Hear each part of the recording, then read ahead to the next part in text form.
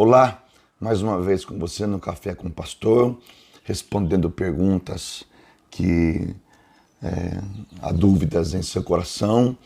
E nós estamos aqui não como donos da verdade, mas para tentar clarear um pouco a sua mentalidade e poder ajudar você em dúvidas teológicas ou até mesmo existenciais.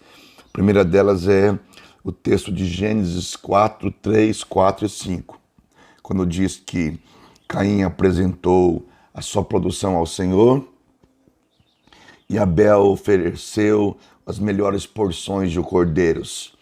E diz que Deus aceitou a oferta de Abel e não de Caim. Ou melhor, o Senhor aceitou Abel e sua oferta, mas não aceitou Caim e sua oferta. Caim se enfureceu e ficou transtornado.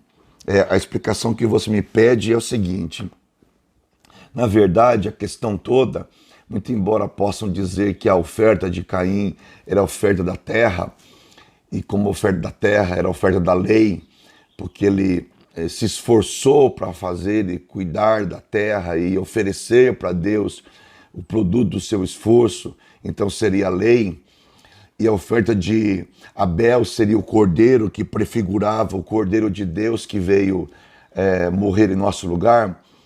Até se pode pensar nesse aspecto, mas o texto bíblico deixa bem claro que Deus primeiramente aceitou Abel e depois a sua oferta. E que Deus não aceitou Caim e a sua oferta. Para mostrar que mais importante do que aquilo que oferecemos é quem somos. Então a oferta é secundária, o primário é o nosso caráter, é a nossa motivação, é a nossa intenção. Deus não olha para aquilo que nós trazemos no altar. Deus olha para a motivação com que fazemos isso. Deus olha para com amor com que fazemos isso. Porque podemos fazer muitas coisas certas e trazermos ofertas corretas no altar do Senhor, e Deus não se agradar de nós.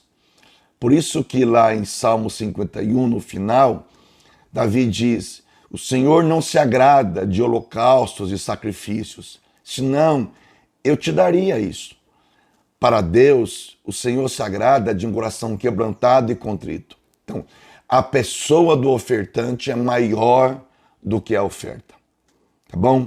Espero ter respondido a sua pergunta. A segunda pergunta é sobre Gênesis 6, 1 e 2. Eu falei um dia sobre esse assunto, dizendo que os filhos de Deus perceberam que as filhas dos homens eram belas e tomaram para si as que agradaram e se casaram com elas. Bem, basicamente o texto bíblico se refere a homens e não a anjos, porque anjos não têm sexos.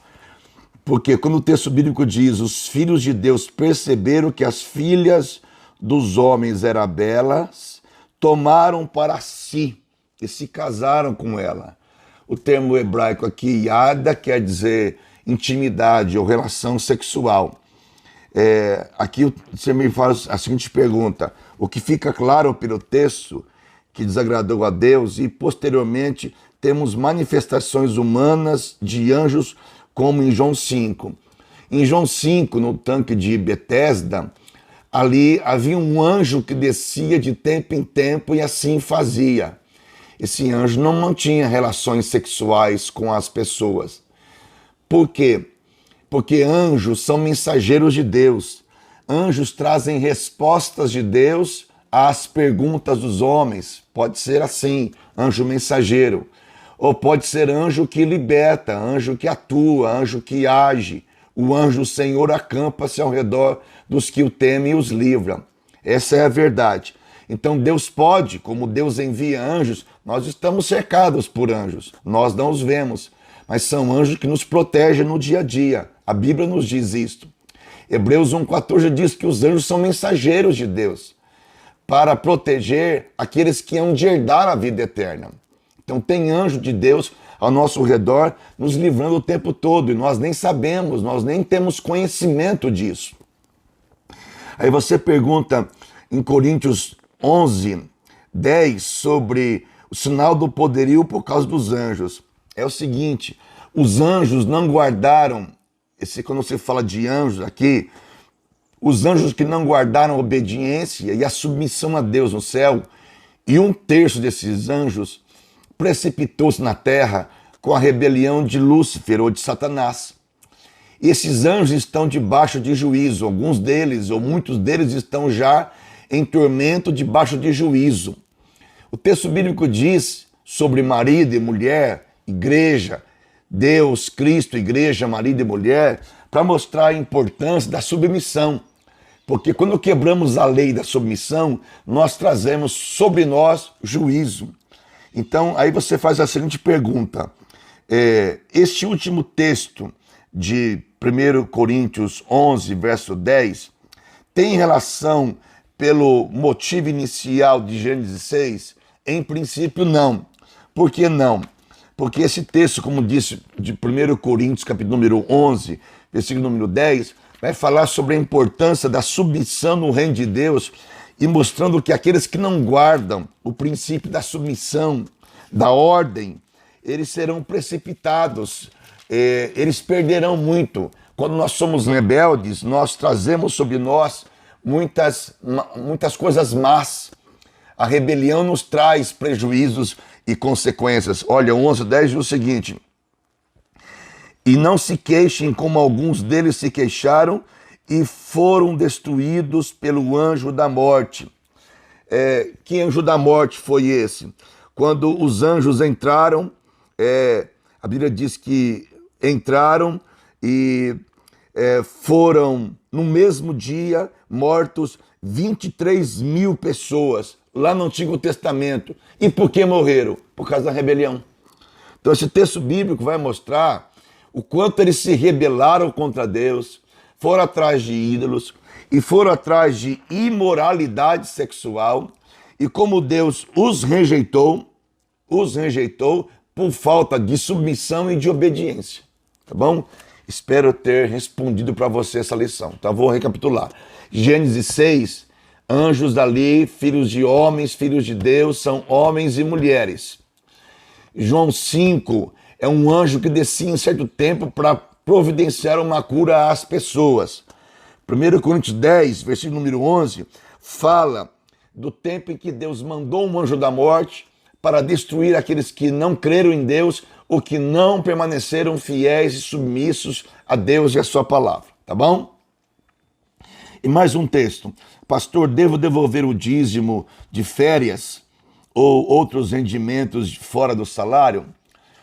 O dízimo, basicamente, é sobre tudo aquilo que você recebe, seja por meio de um serviço prestado, seja por meio do seu rendimento, 13º, né? O dízimo é sobre tudo que você recebe e é feito com alegria, é verdade? Por exemplo, um profissional liberal que trabalha e ganha numa semana R$1.000, R$100 seria o dízimo dele. Outra coisa importante, se você tem um dinheiro que você recebeu, por exemplo, uma rescisão de contrato numa empresa, você recebeu lá R$10.000, você deu o dízimo de R$1.000 e você pegou R$9.000 e colocou numa poupança, numa aplicação, enfim, como você colocou. Basicamente, você não precisaria dar dízimo desse rendimento, porque você já deu dízimo sobre os 10.000 recebidos. É assim que eu penso e que acredito, tá bom? E como sempre digo, nós não damos dízimo, nós devolvemos porque cremos que os 10% pertencem ao Senhor, tá bom? Outra pergunta que a minha é feita, eu tenho uma empresa e eu tenho prolabore, eu tenho o recebimento da empresa no mês, então a empresa rendeu lá R$40.000, por exemplo. Eu dou o dízimo sobre o quê? Você dá um dízimo sobre aquilo que você recebe como prolabore. Você recebeu dos R$40.000, você recebeu 15.000, você tirou 15.000 para você dá o dízimo sobre isso. Porque os 40.000 dessa empresa que você recebeu, você vai pagar contas, vai pagar duplicatas, promissórias, funcionários. E os 15.000 é o que você retirou para você e você dizima em cima daquilo que você retirou, tá bom? Mais uma pergunta que me é feita: quem é a besta do Apocalipse? Então, é um número de um homem ou é um homem? É o anticristo que vai assumir o controle mundial. A Bíblia diz em Apocalipse que o número é de homem, o número dele é 666. 6 é o número do homem, é o número da imperfeição, da não completude.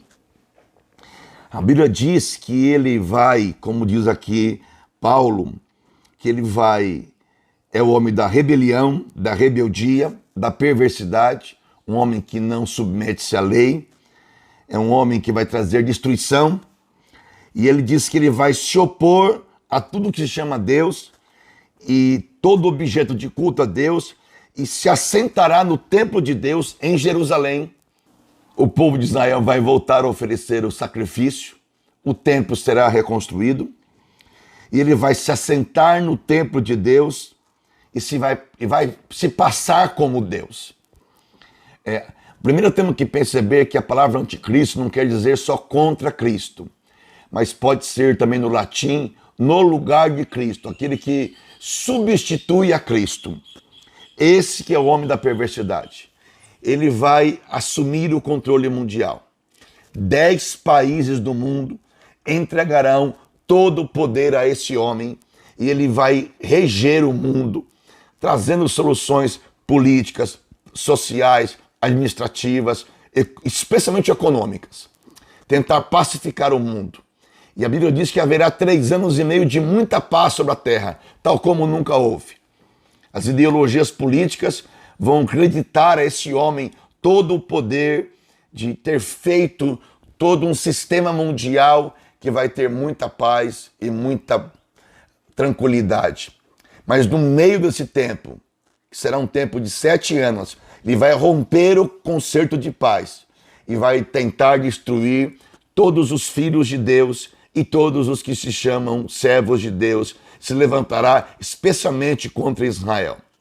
Ele é um homem, não é um mito, não é uma figura qualquer, não é uma instituição, é um homem que vai assumir o controle mundial. E nós estamos chegando perto desse momento. Perto está o Senhor. Portanto, prepare-se para se encontrar com o Senhor teu Deus. Deus te abençoe. Até a próxima com você no Café com o Pastor. Você pode fazer as suas perguntas aqui mesmo embaixo do vídeo. Você pode digitar sua pergunta, mandar para a gente. Nós estamos aqui para responder para você, tá bom? Deus te abençoe ricamente.